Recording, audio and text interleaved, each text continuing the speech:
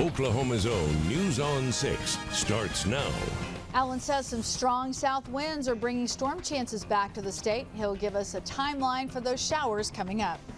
We're following breaking news this morning. Tulsa police say a suspect has now been arrested after a man's body was found near 21st and Sheridan. We'll have a live report with the latest details on this ongoing investigation. And new information, we've just learned that this auto pedestrian crash is a fatal accident. It's causing a big backup right now on the west side of the IDL near downtown.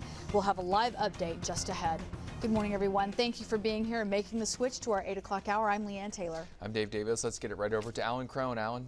Well, good morning. We have a lot of cloud cover right now in the metro, but these clouds I think will start to thin and move eastward over the next hour to 90 minutes. We're already seeing clearing out near and just west of our immediate area near I-35. There will be some mild temperatures both today and tomorrow, but gusty winds returning. That will be our main issue. Storm chances not today, but late tomorrow night into early Wednesday. That's when we're going to start to crank the radar up, and we'll track a couple of thunderstorms nearby. 63 downtown, 62 in the Bixby area. McAllister's at 62, 60 Pryor, and 50s right now. They're Nowata and Lenapaw. So 60s through this morning. Cloud deck is going to thin out over the next 90 minutes. Partly sunny at noon, 73, and then nearing 80 today with that stout south wind. We do not have a wind advisory today. I am anticipating wind advisories tomorrow. Our next update in less than 8 minutes more. The storm chance returning for late Tuesday night. Thank you, Alan. We do have breaking traffic news this morning, and it's not good information. Meteorologist Stephen Nairns joins us now with that. A lot to run through here pretty quickly. I just want to give you a general idea. So first of all, around the IDL, not very good traffic this morning, but a lot of our highways are really sluggish right now. A lot of the main thoroughfares are slow going for one reason or another. This is Owasso 169 southbound. All the way from about 76th Street north. That's pretty heavy traffic. And now this is what we've been talking about for much of the morning. This is up here in downtown on the west leg of the IDL going southbound. This is southbound traffic being diverted off at the 2nd Street exit as they investigate, as we just told you, a fatal accident there for folks trying to head southbound. Basically, if you're converging on the northwest legs of the IDL, you want to find a different route because it's really slow going, backing up all the way to about the MLK exit for westbound, southbound traffic, and also coming out of Sand Springs on Highway 412. We had another accident that's slowing things down. The Broken Arrow Expressway is slow. Again, 169 of Owasso is slow. So in general, a lot of our corridors, main corridors in the downtown, are sluggish this morning. Owasso, 25-minute drive. Broken Arrow, near 20 minutes on your drive on the BA Expressway. And Tulsa Hills, 15 minutes up Highway 75. Thank you. And we have News on 6's Brooke Griffin live at the scene of this breaking news deadly crash there downtown. Brooke, tell us what you're seeing. Well, we just found out within the past couple of minutes, Oklahoma Highway Patrol did confirm that this is a fatal accident. It is a fatal auto ped. Just take a look at the backup that we have here.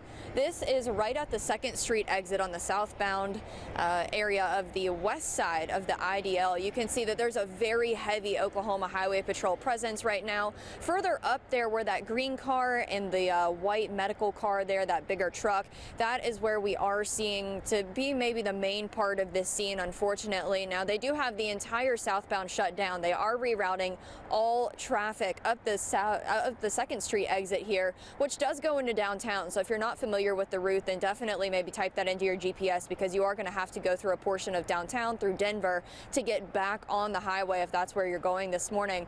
But like we said, we did just confirm with Oklahoma Highway Patrol that this is unfortunately a fatal accident. We are working to learn more information on how exactly this happened, and we will get that to you as soon as we can. Live in Tulsa, Brooke Griffin, Oklahoma's own News on 6. Thank you, Brooke. Our other breaking news this morning to update you on, Tulsa police say they do now have a suspect in custody.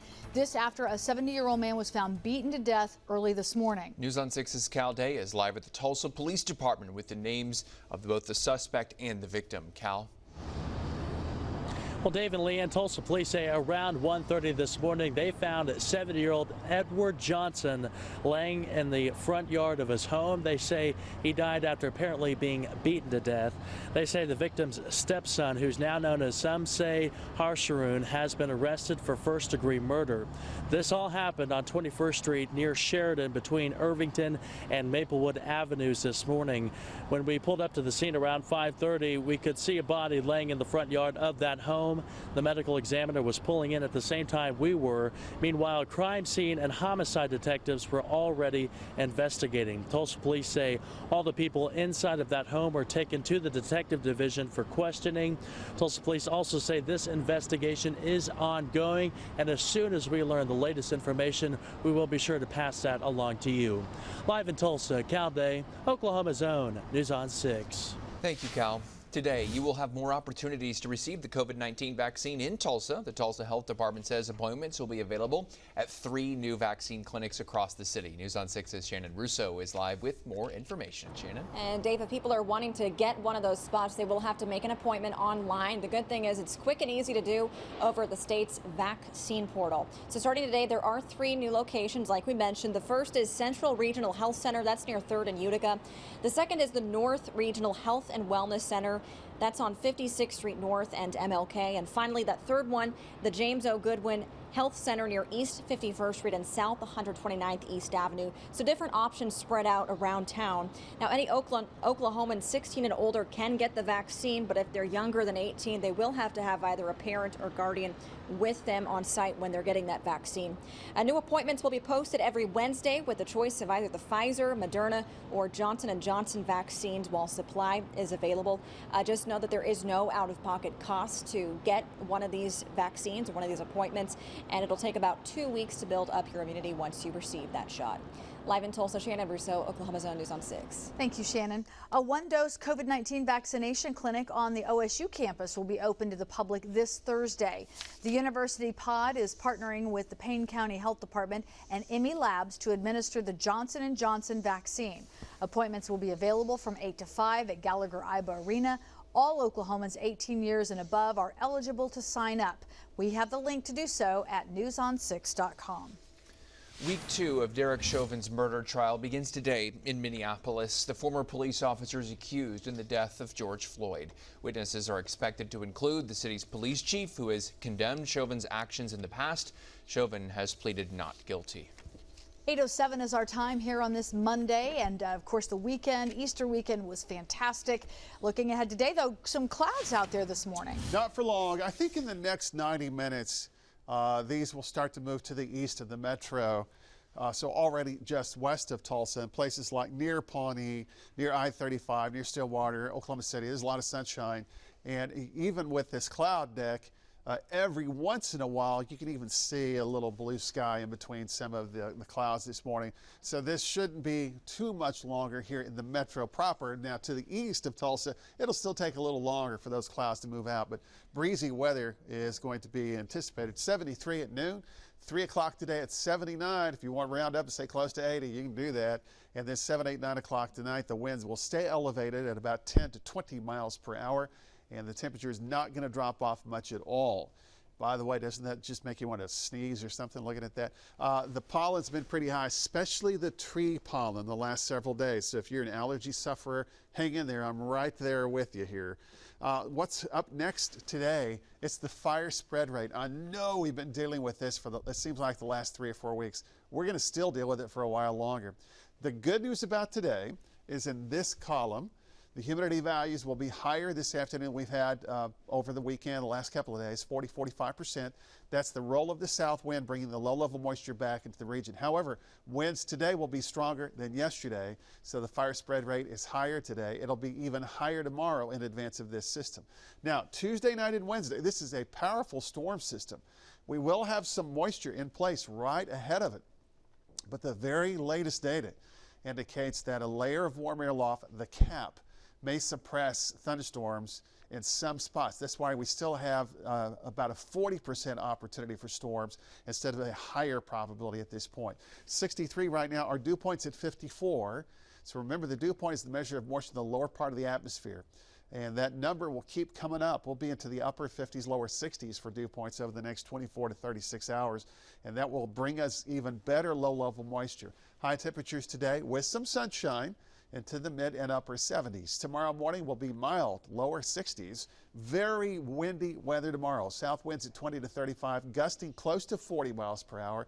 And then we'll start to turn our attention in our next update for those storm chances for some, not everybody, coming up late Tuesday night and Wednesday morning. Thank you very much. It's approaching 8:10. Still ahead, Target, back with its annual car seat trade-in event starting today. We'll explain how you can take part. First, though, some Oklahoma voters will be deciding on a new sales tax increase, where that issue will be voted on, and who it will benefit. And, of course, still dealing with major slowdowns around the IDL this morning in a couple different areas. In fact, we'll update you on this and the detours around it after the break.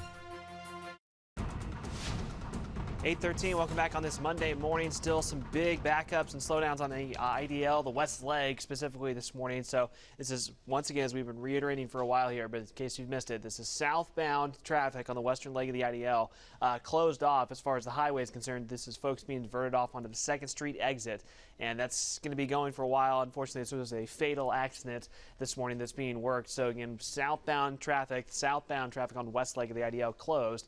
You can see the backup is all the way back to about the MLK exit on the north leg here. So that's really impacting things. We had a second accident, slightly more minor accident, but a second accident on eastbound Highway 412 as you approach downtown. That was partially because of the backup that's been building here. So all that to say is that if you can't get around having to go through that slowdown or that closure, you'll have to just kind of navigate through downtown through the 2nd Street exit and try to get back on heavy traffic way and then back down towards southbound I-244 to get out of downtown. Also, another accident reported on the Broken Arrow Expressway, specifically the ramp going westbound on the BA near Harvard.